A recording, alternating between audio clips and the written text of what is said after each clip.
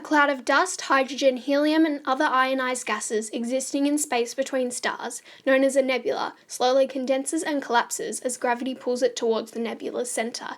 This causes the nebula to spin. As the gas begins to spin faster and faster, it eventually heats up and becomes a protostar. The centre of the protostar can reach up to 5 million degrees Celsius. When this happens, nuclear fusion occurs in the protostar's core. After this, the protostar begins to glow brightly and contracts once more to become stable. The main sequence is where the hydrogen continues to be fused into helium during a stable portion of the star's life cycle.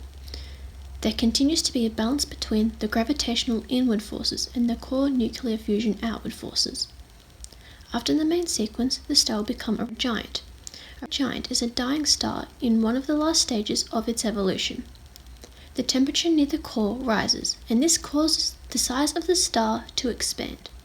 The next phase is the red supergiant, and during this time, the core of the red supergiant continues to fuse heavier and heavier elements. This process stops when iron builds up in the core of the star.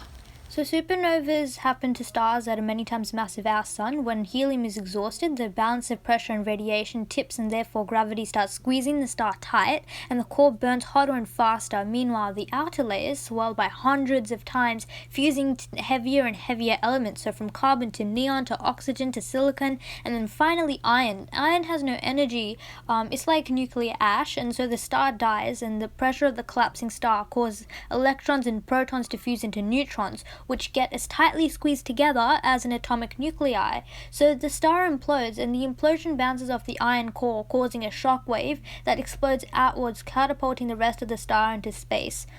So the animation you're seeing right now is a neutron star, and that's what remains of this star. Neutron stars are incredibly strong. But let's go back for a second, because supernovas don't always end in neutron stars.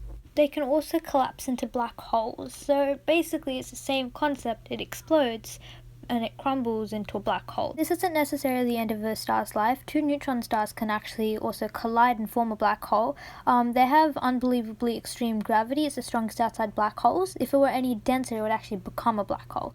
Let's recap. The star begins as a nebula where it contracts and spins. As it gets hotter, it becomes a protostar. After one more contraction, the protostar becomes stable and is a main sequence star. It will stay in main sequence for millions of years.